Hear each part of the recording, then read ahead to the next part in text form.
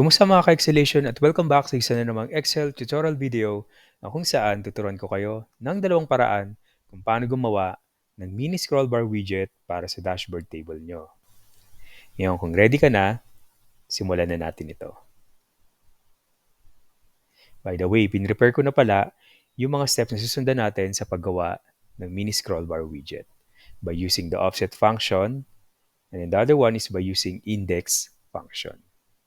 So, gawin muna natin yung offset function. First, copy lang natin yung source table header natin. Yan natin dito. And then, i-draw na natin yung scroll bar. Ang scroll bar ay makikita under the Developer tab. And then, Insert. And then, under the Form Controls, click mo lang yung scroll bar. And then, i-draw na natin yung scroll bar natin dito sa gilid. Okay? Pwede mo i-adjust yung size. Gusto mong mas manipis. Okay. Right-click natin yung scroll bar. And then, choose Format Control. For Format Control, we're not going to change the value of the current and then the minimum value. Keep it as 0 only. Okay? Now, minimize natin cell link. And then press natin yung cell E1. Assign natin yung cell E1 as our scroll bar link. Click OK. And pwede na natin yung type yung offset function natin.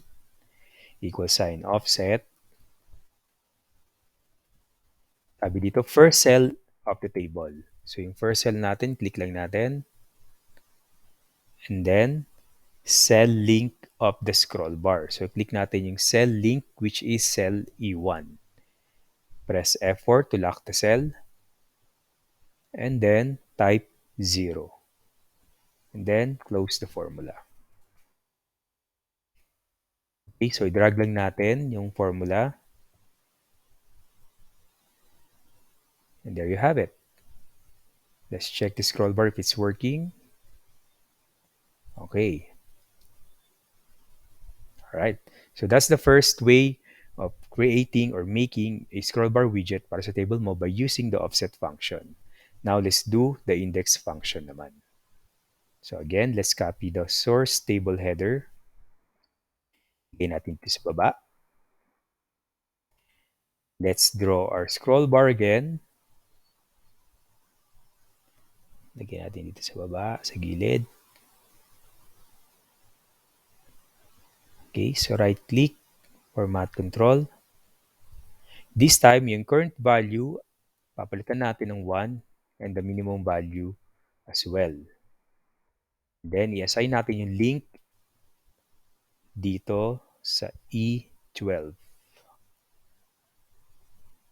Okay? Now, type na natin yung index function. Equal sign index. Sabi dito, first to last cell of your first column of the table. So, highlight lang natin yung first to last cell ng ating first column ng table. And then, type natin dito in between the row and the column ng last cell natin, $sign. Okay? Then, click the cell link of the scroll bar. So, click natin tong cell E12. And then, press F4 to lock the cell. And let's close the formula. Drag lang natin. And then, pababa. Okay, so let's check if our scroll bar is also working. Gumagana naman siya. Okay. So those are the two ways of creating or making a scroll bar widget para sa dashboard table mo by using the offset function and the index function as well. Ngayon, kung nagustuhan mo itong video na ito, please don't forget to like and subscribe. And kung may katanungan ka, type mo lang sa comment section and I'm more than willing to answer your question. Maraming salamat!